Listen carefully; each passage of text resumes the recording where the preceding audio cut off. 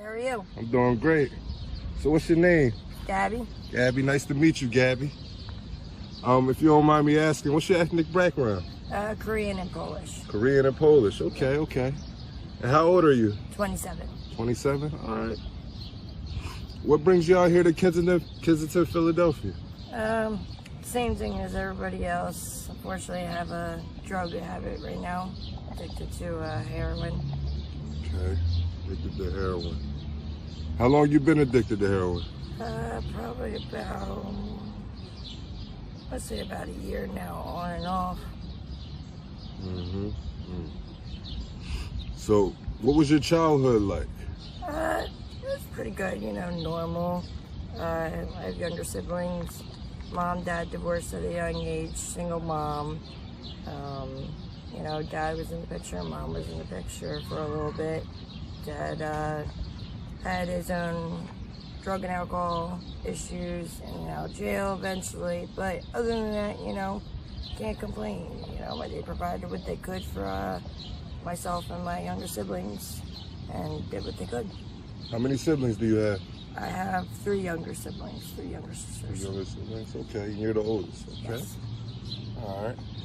Would you say you grew up in a lower class, middle class, or upper class? Middle class. Middle class, okay. Your mom was able to put, you know, the stuff on the table and Yeah, everything. the essentials, everything like that, food, you know, clothes, anything, you know, we really necessity-wise needed. Are you bilingual? No. No? Okay. Unfortunately. Have you had any jobs in the past? What type of work did you do? Yeah, I've had retail jobs, you know, customer service, office jobs. Okay. Kind of bouncing around. So you got a lot of skills under your belt. Yes. Right, right. So what started this? Started drug addiction. Honestly, hanging out with the wrong type of people.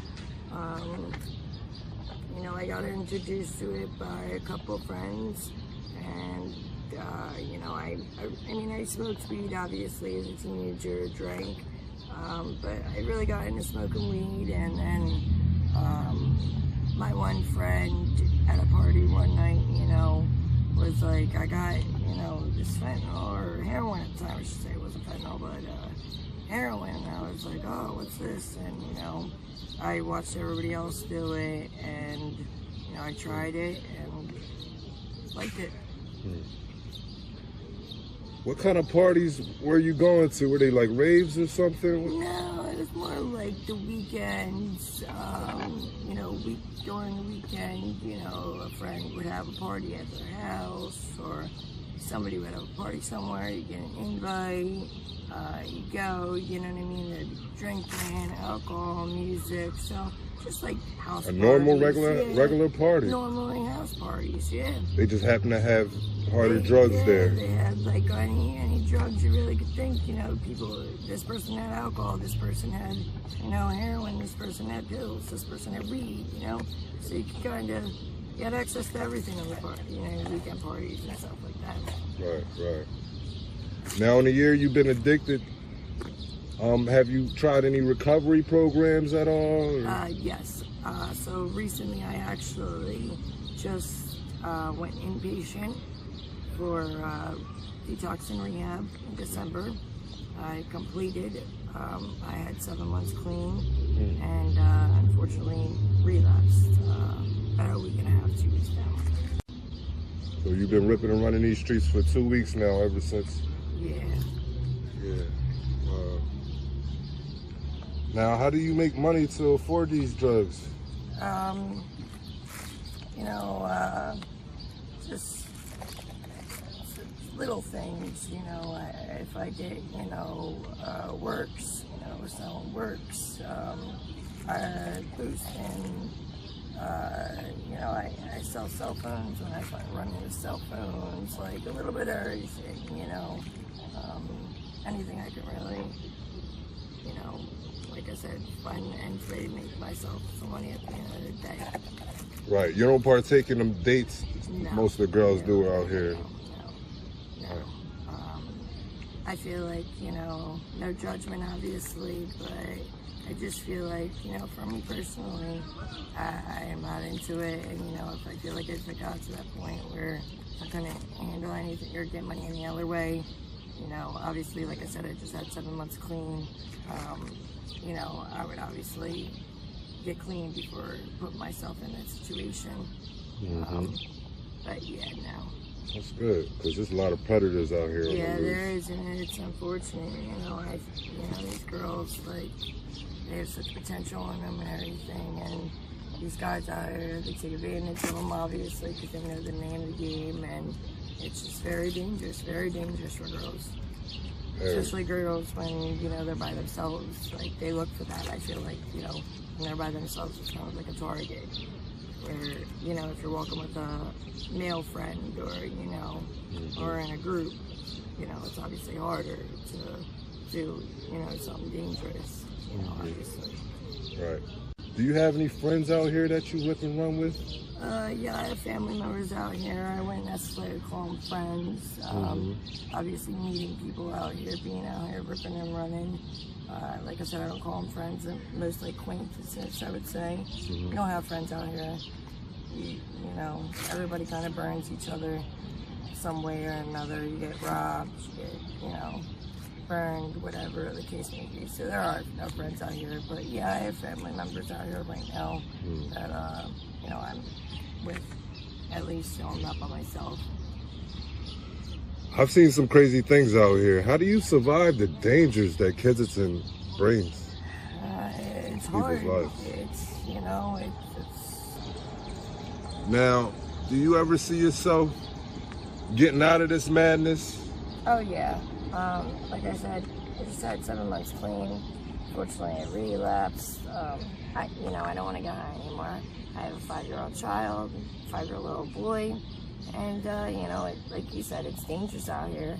Dangerous, and you don't get high anymore at some point. You're just doing it just to get by and be well. So, you know, it's more of a willpower thing. If you really, at the end of the day, you want to get clean, you're going to get clean. So, right. We would love to see you beat this and get back in your son's life. Yeah, I definitely will. Right.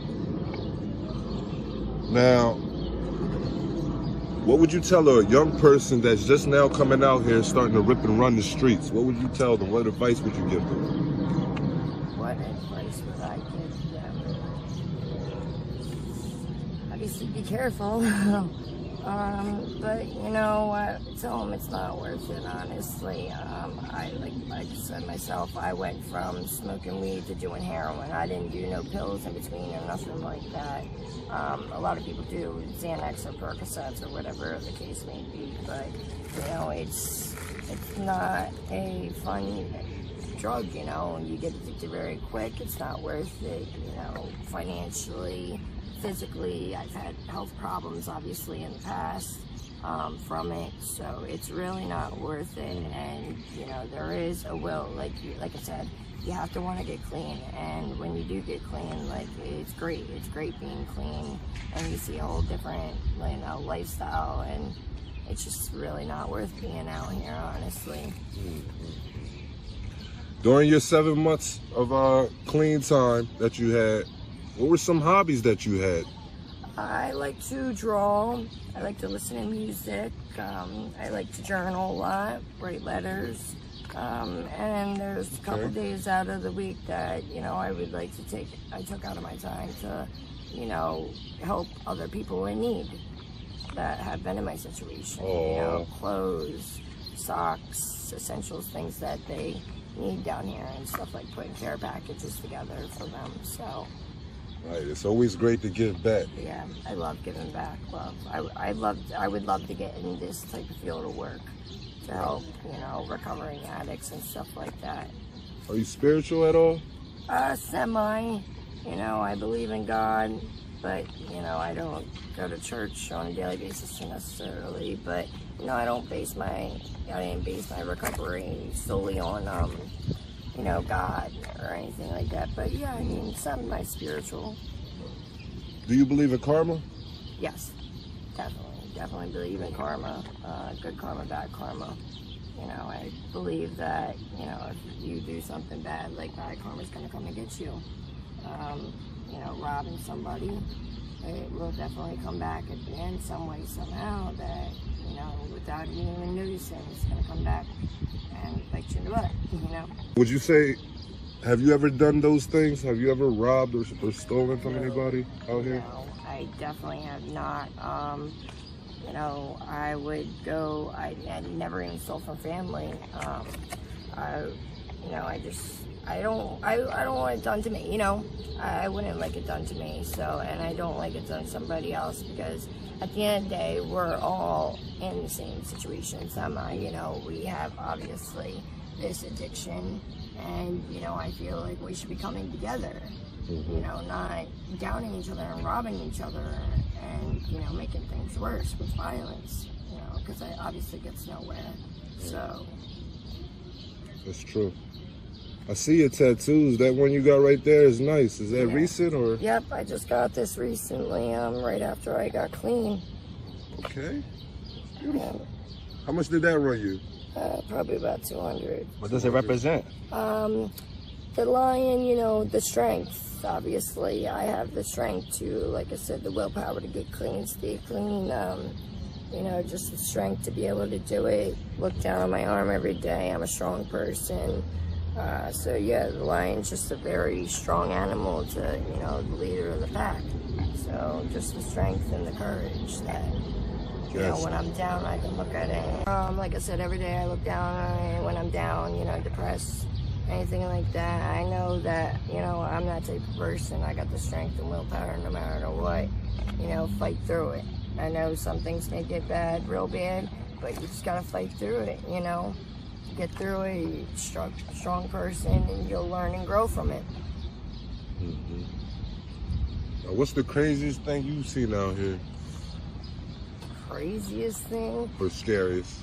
Craziest thing I would have to say, I seen somebody get shot, like literally 3 feet in front of me. They warned everybody that was standing at the corner that it was gonna happen. And I literally was 2 feet away from it. I just turned my back to go walk away and turned around and heard the gunshots, and, you know, seeing the young gentleman get shot and killed. And it's unfortunate because I knew the kid, he was 18 years old. That's sad. Yeah, it's That's unfortunate. Sad. Yep. It's a revolving story, revolving doors around here. Yes, it seems like death lurks this place. Yes. Now, if you could have 3 wishes right now, what would they be? 3 wishes. 1 would be able to have the power and ability to show a lot of people out here the potential that they have, that they have skills, you know, that they are still good people and they have good intentions, no matter, you know, what drug or what they're doing out here. You know, no judgment, obviously. And I mean, that's really it. Like, I don't wish on a lot. Like, I just wish I like to help other people, you know. Just would like other people to do better, and like I said, see that potential they have in themselves, because not a lot of people see that. They feel like because they use, you know, or, you know, use drugs, that they don't have potential or skill, and you still have it at the end of the day. Still have potential. You still have the skills to get back up and get out here and make a difference in life, you know? Exactly. You can really be something still. Yeah. Don't let drugs affect you from what you want to be. Yeah. I would like to be that person, you know, to try to make a difference in somebody's life, whether it just be talking to them or, you know, lending a helping hand, whatever it may be that they need, you know. Just be that person to change their day. You know you can change the world, right? I know I can. You can. Yep. One last question. Do you think the president could come out here and fix Kensington, like clean it up, like make it a better area? Not necessarily fix it, but I think he definitely can come out here and see for himself and do some, you know, change for good, because, you know, obviously when you see it, when you hear about it, it is sad and, you know, damaging, but when you come out and see it yourself, it's a whole different thing when you see it firsthand. So, you know, I think if he were to come out here, and having the resources that he does, I definitely think he can clean it up and change a lot of things and make things different, you know, for not only, you know, people who are struggling out here, but the people who live in the community too, you know. So it's just like, I think he can come out here and make a difference for everybody in this community. Well, I'd like to thank you for your time. You've been a wonderful interviewee. All Time Media be praying for you.